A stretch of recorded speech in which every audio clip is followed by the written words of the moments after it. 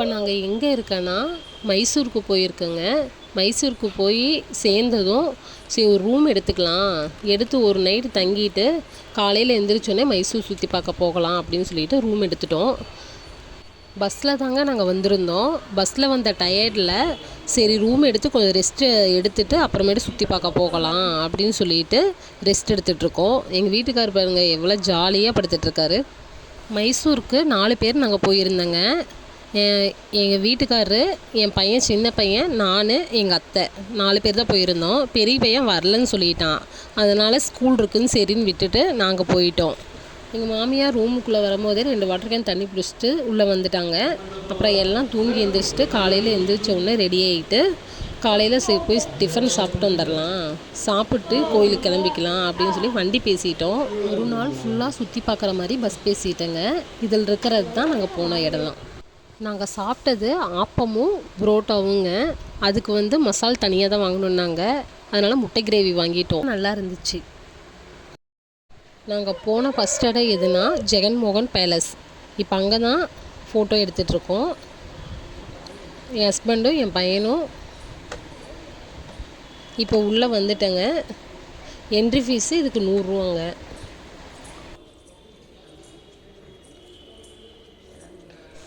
உள்ளே போனதும் ஒவ்வொரு சிலையும் ஒவ்வொரு ஃபோட்டோவும் அவ்வளோ தத்ரூபமாக இருந்துச்சுங்க.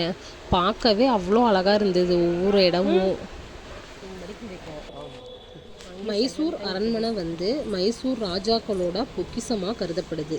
1861 கட்டப்பட்ட இந்த அரண்மனை இப்போது இந்தியாவோட ஒரு அழகான ஆர்ட் கேலரியாக இருக்குது. ராஜா ரவிவர்மா அவர்களோட ஓவியங்கள் இங்கே இருக்குது. இங்கே இருக்கக்கூடிய ஒவ்வொரு படங்களும் ஒரு ராஜகதை சொல்கிற மாதிரி இருக்குது. பழமையான இசைக்கருவிகள், பிரபலமான இசைக்கருவிகள், யானையோட தந்தங்கள், அந்த காலத்திலேயே பண்ணப்பட்ட வேலைப்பாடுகள் அப்படின்னு சொல்ல இன்னும் நிறைய இருக்குது. இந்த அரண்மனையை இந்து, இஸ்லாமிய, கார்டிக் என்று 3 விதமான ஸ்டைலில் கட்டியிருக்காங்க. உள்ளுக்குள்ளே அழகான styles glass windows, wooden pillars, இந்த மாதிரி விஷயங்கள்லாம் இருக்குது. இங்கே கேமரா நாட் அலோடு. அதையும் மீறி நாங்கள் வீடியோ இதில் எடுத்திருக்கோங்க தெரியாமல். உங்களுக்காக எடுத்திருக்கோம். இந்த வீடியோ பிடிச்சிருந்தா சப்ஸ்கிரைப் பண்ணி ஆளில் வச்சுக்கோங்க. அப்போ தான் நாங்கள் போடுற ஒவ்வொரு வீடியோவும் நோட்டிஃபிகேஷனாக உங்களை சேரும். அந்த சோபாவில் என் பையன் எவ்வளோ ஸ்டைலாக உட்காந்துட்ருக்கா பாருங்கள். ஃபோட்டோக்கள்லாம் அவ்வளோ தத்ரூபமாக இருந்துச்சுங்க. பார்க்க இன்னும் கொஞ்சம் நேரம் இருக்கலான் இருக்கு. ஆனால் டைமிங் தான் இவ்வளோ நேரன்ட்டு தான். அதனால் அதுக்குள்ளே முடிச்சுட்டு நாங்கள் மலமலன்னு கீழே இறங்கி போயிட்டோம். அடுத்த இடம் போகலாம் அப்படின்ட்டு சீக்கிரம் வாங்கன்னு வேறு சொல்லிட்டாங்க பஸ்ஸில். அதனால் டைமுக்குள்ளே கிளம்பிட்டோம். சீக்கிரம் கிளம்பிட்டேங்க. இந்த ஃபோட்டோவில் சீமராஜா இருக்காருங்க.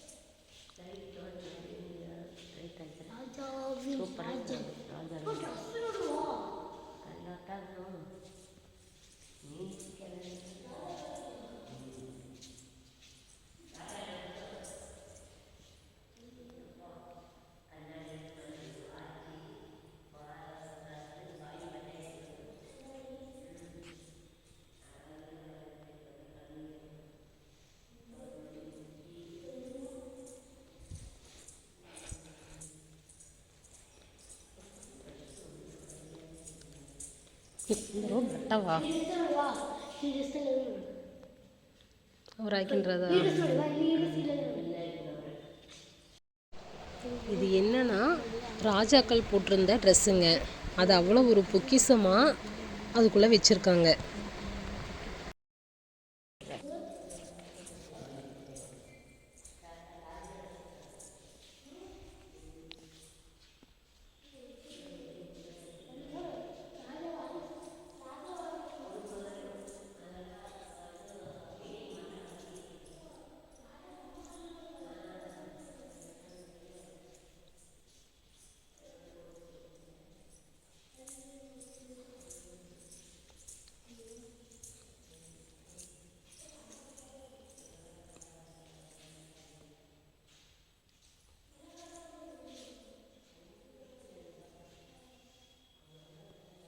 இப்போ இந்த ஃபோட்டோ தானே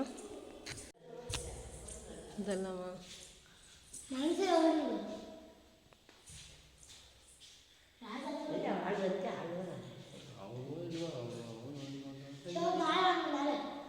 ராஜாவா ஏதோ ம்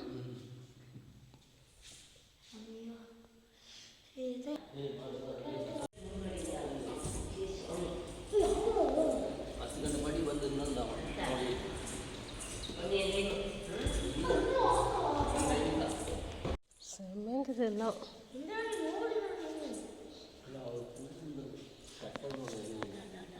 അവിടെ കൂണുണ്ട് തട്ടുകാതോ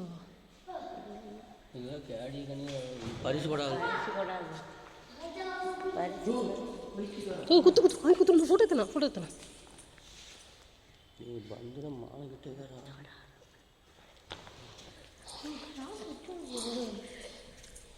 ഓ അള്ളി കൂടെ അതുകൊണ്ട് സെക്കൻഡ്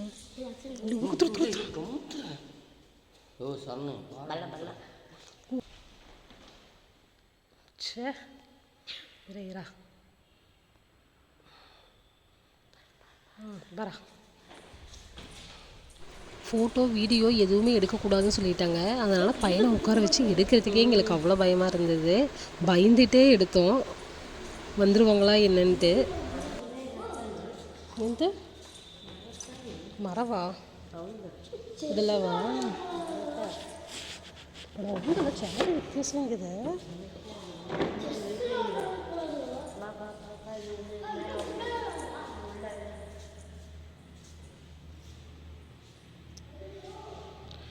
ನೈಟ್ ಜೋನ್ ಉಂಟಾನೆ ಮೇಲೆ ಬೇಕಾರೆ ನೈಟ್ಲಿಲ್ಲ ಇದು ಬದನ ಸೂಪರಾಗಿರತ್ತೆ ಮೇಲೆ ಉಂಡ ಅರಿಂಗಿದೆ ಎಲ್ಲ ರಾಜಾக்கள் ಉಂಡ மேசை கூழும்பாய இது சோபா செட்டு இதெல்லாம்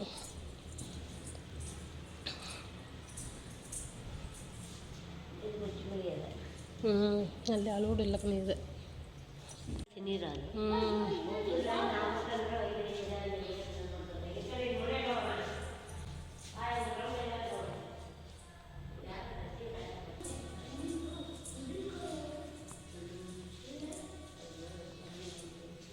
கோழியை வந்து அந்த கத்தியால் வெட்டுறாங்க.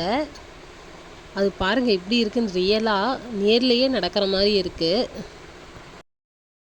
இந்த ஃபோட்டோவை பாருங்கள் எப்படியெல்லாம் ராஜாக்கள் தண்டனை கொடுக்குறாங்க, சித்திரவதைப்படுத்திட்டு இருக்காங்க அந்த பொண்ணை.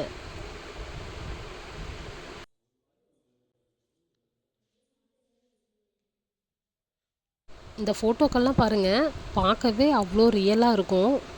ஒவ்வொரு ஃபோட்டோவும் ஒவ்வொரு விதமாக சூப்பராக இருக்குங்க.